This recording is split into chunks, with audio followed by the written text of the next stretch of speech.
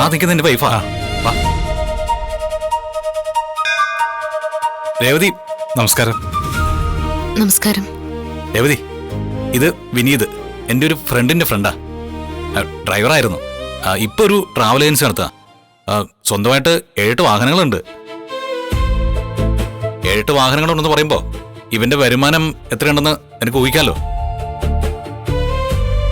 +2 ആണ് വിദ്യാഭ്യാസം. പക്ഷെ MA-ക്കാരന്റെ ബുദ്ധിയാ. സ്വന്തമായിട്ടേ 2 നില വീടുണ്ട്. കുറെ സ്ഥലം അവിടെ ഇവിടെയൊക്കെ ആയിട്ട് വാങ്ങിക്കൂട്ടിയിട്ടുണ്ട് ഇവൻ. നല്ല കുടുംബ. പിന്നെ ഇവനാണെങ്കിലേ കുടിയില്ല, വലിയില്ല, മറ്റു ദുശീലങ്ങളൊന്നുമില്ല. ഇങ്ങനെ പുകഴ്ത്താതെ ചേട്ടാ. പൊഴുത്തിയതല്ലോ, ഉള്ള കാര്യമല്ലേ പറഞ്ഞേ, ഇല്ലാത്തതല്ലോ.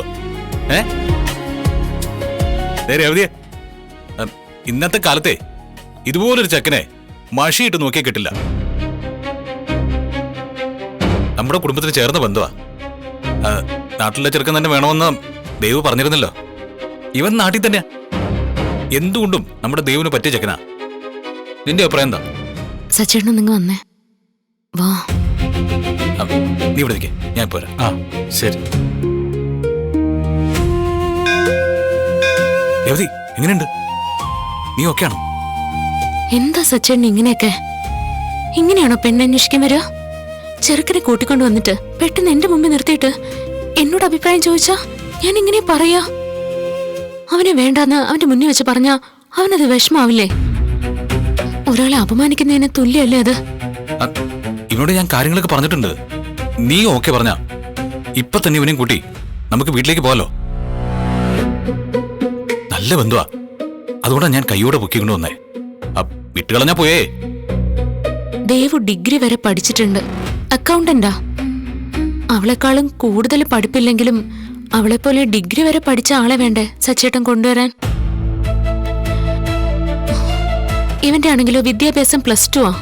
അതുകൊണ്ട് അവൾ ഈ ബന്ധം വേണ്ടെന്ന് പറഞ്ഞാലോ? ഓ, അത് ഞാൻ ഓർത്തില്ല. കുറച്ചുകൂടെ പഠിപ്പുള്ള പയ്യൻ വേണോ അല്ലേ? ഞാൻ നോക്കാം. ഇങ്ങനെ ധൃതി പിടിച്ച് ദേവുവിനൊരു ചെക്കനെ അന്വേഷിക്കണ്ട. കുറച്ചും കൂടി കഴിയട്ടെ. എന്തിനാ നീട്ടിക്കൊണ്ട് പോകുന്നേ? അവള് കല്യാണം കഴിക്കാൻ ആഗ്രഹിച്ചിരുന്നല്ലോ. അപ്പം എത്രയും പെട്ടെന്ന് നടത്തിയ അത്രയും നല്ലതല്ലേ? ഞാൻ അമ്മയ്ക്ക് വാക്കുകൊടുത്താ ദേവിന് വേണ്ടി എനിക്കൊരു ചെക്കനെ കണ്ടെത്തിയേ പറ്റൂ. ഞാൻ കണ്ടെത്തും. ഞാനേ അവനെ പറഞ്ഞു വിട്ടേക്കാം. പറഞ്ഞിട്ട് മനസ്സിലാവുന്നില്ലല്ലോ. ആരെ കൊണ്ടുവന്നാലും ദേവ് കെട്ടാൻ പോകുന്നില്ല.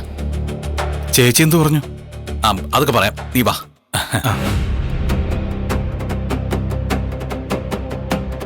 ഗായത്രി ആന്റി ആണെങ്കിൽ അരുണിന് പെണ്ണന്വേഷിക്കുന്നു.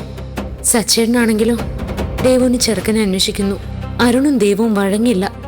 എന്താവോ ആവോ, പേടി തോന്നോ എന്റെ ഈശ്വര.